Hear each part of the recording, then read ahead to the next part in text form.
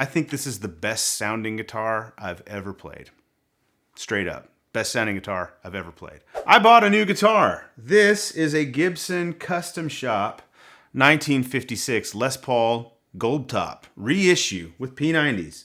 You might hear these referred to as an R6. And we need to talk about this thing.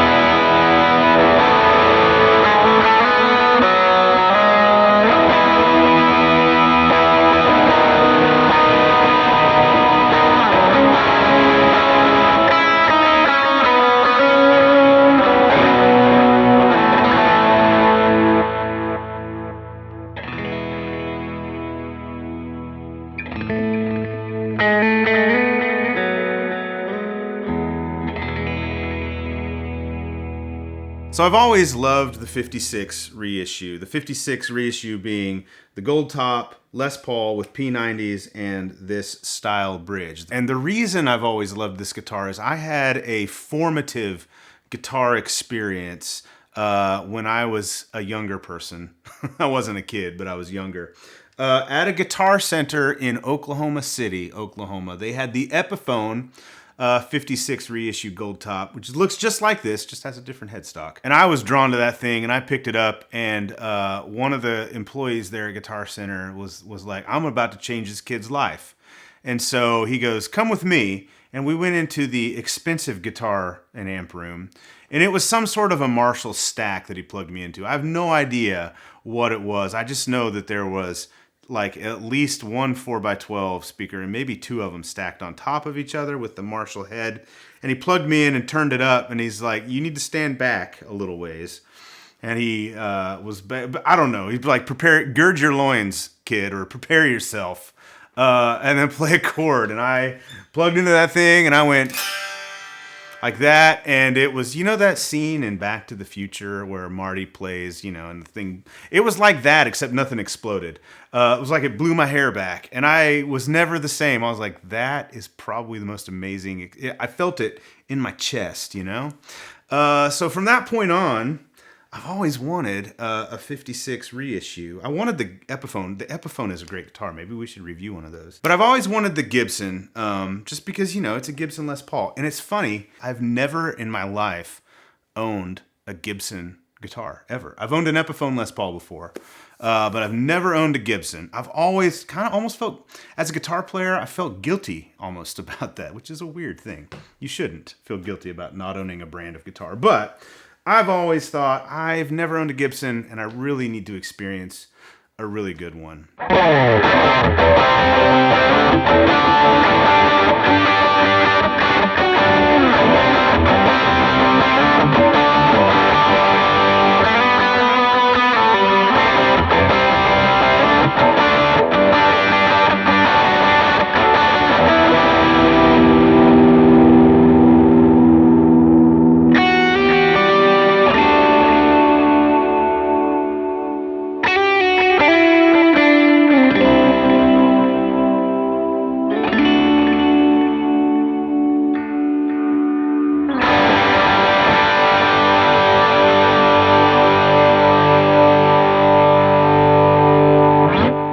Say, these are not cheap guitars. If you buy these brand new, this costs about $5,000 from Sweetwater. They have some in stock at the moment anyway.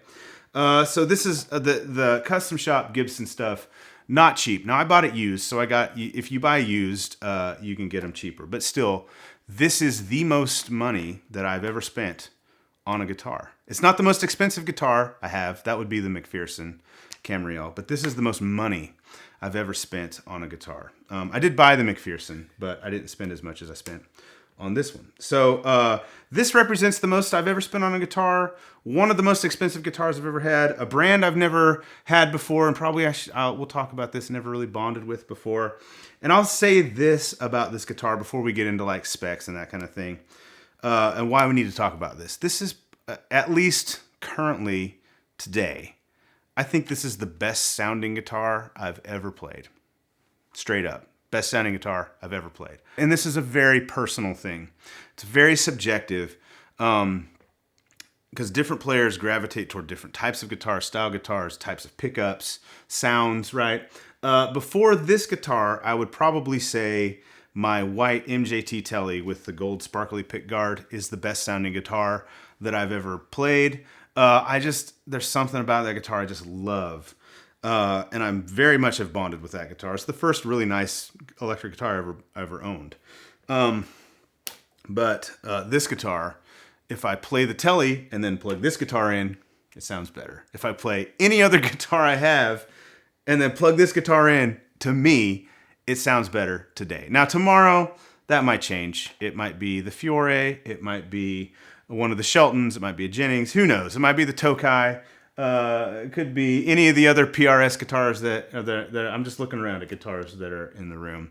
But today, I think this is the best sounding guitar I've ever played, which is why we need to talk about it.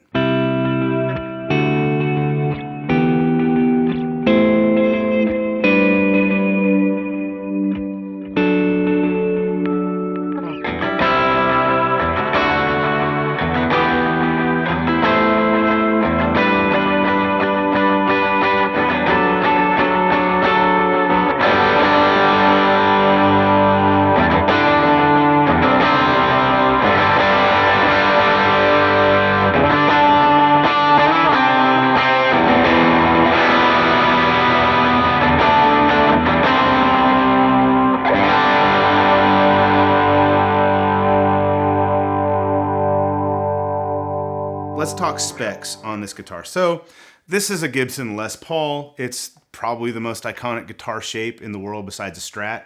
If you ask a non-guitar player, what does an electric guitar look like? They'll probably either say it looks like they'll describe to you a Fender Strat, or they'll describe to you a Gibson Les Paul. So this is a Les Paul through and through. So it has Gibson's 24 3/4 inch scale length. This Tune-O-Matic stop tail. I believe this is an ABR1 bridge that they put on these. These are Gibson. This is completely stock, by the way. These are Gibson P90s.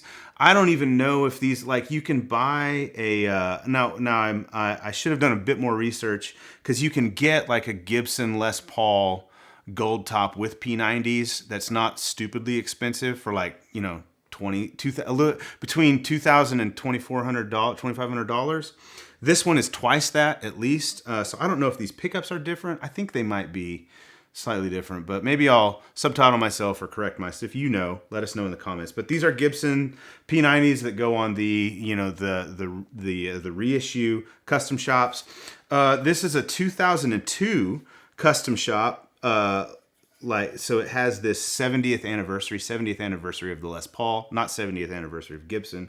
Gibson as a company is much older than that. But so it has a cool, like, all the custom shop guitars have like this little coin they give you a black plastic one as well if you want to match it. But has this commemorative sort of electronics cover, deluxe Kluson style tuners, rosewood fretboard, mahogany body, maple top.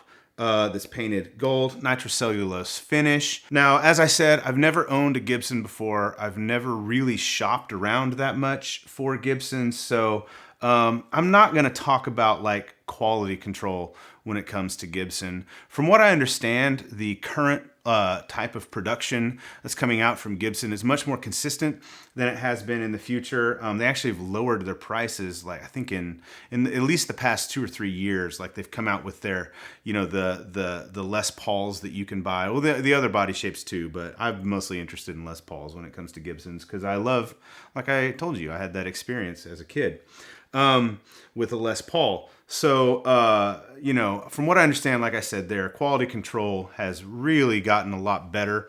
in the past years. But the reason that I felt comfortable buying a used Gibson that I was not able to play is because it was a custom shop Gibson. Custom shop guitars just get a lot more attention to detail than non-custom shop, like more standard production line guitars. So I felt confident that this guitar was going to feel good and play good and sound good, and I was right. This thing, the neck on this, now, as I said, I'm not like super familiar. I'm not a Gibson Les Paul guy. So I don't know all the different shapes, but I will tell you this is a fairly chunky feeling neck. You can look up the specs, what neck shape they attribute to this guitar.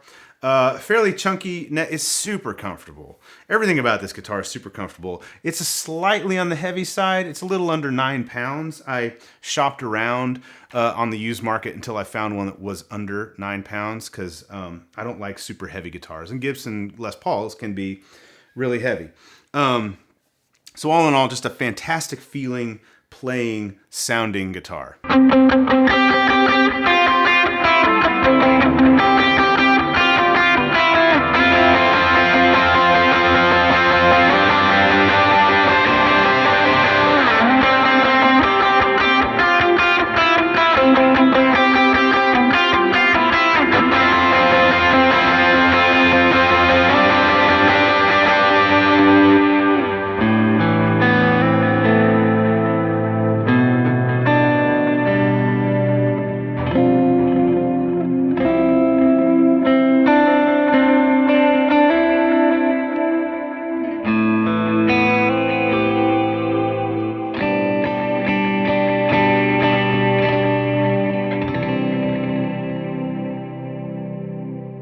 One thing about this guitar, I've had other Les Paul style guitars, Epiphone mostly, and I've experienced issues with them staying in tune.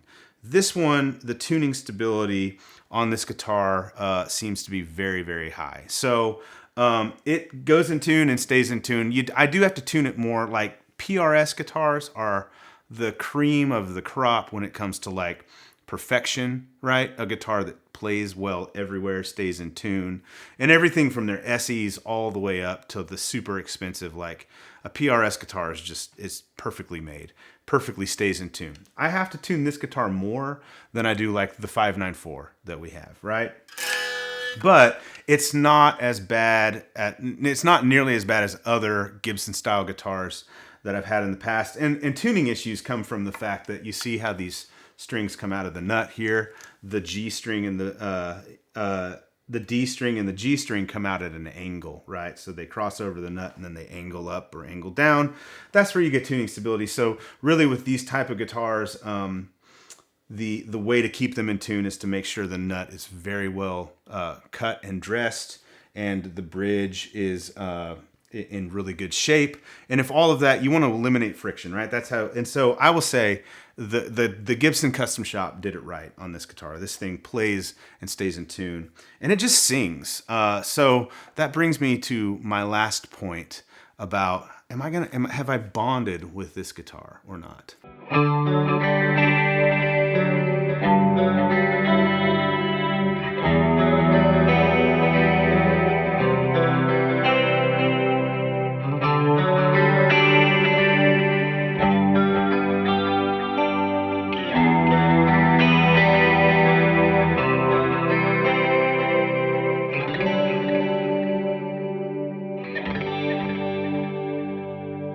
So like I said earlier, this is like right now, at least in my opinion, today, the best sounding guitar that I've ever played. Whether or not that's really true or not, I feel that way 6 months from now when the honeymoon period is over.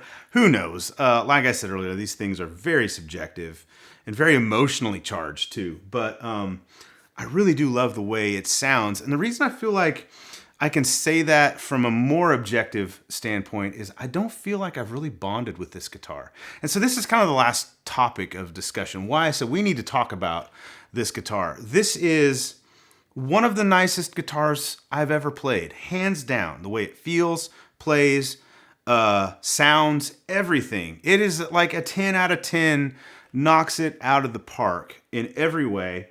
But I just still feel like I haven't quite bonded with this thing. it's coming. The more I play it, the more I feel like I'm bonding with it. But other guitars that I've had, like I'll play them and immediately I'll feel a connection to it. As a guitar player, I would imagine you've had that experience as well, where you pick up a guitar and everything just feels like home. That's how I feel. Like that white MJT Telly, everything feels like home. There's probably a lot that has to do with that. One, I've always Tellys are like my favorite guitars. Two, that guitar, the white Telly, I've had it longer than any other electric guitar that I currently own, almost. Three, it was the first guitar that I spent more than a couple $100s on for electric guitar. I spent $1,600 on that white MJT Telly. So I have guitars like this many times more expensive. I have much more expensive guitars, but that one still, it feels like home. And so I haven't quite had that experience with this guitar, and I'm curious whether it's going to come or not for me. And then the question is, if it doesn't come, if I don't feel a bond to this guitar, if it doesn't start to speak to me more than it already does, do I keep it or do I sell it? That's the question, right?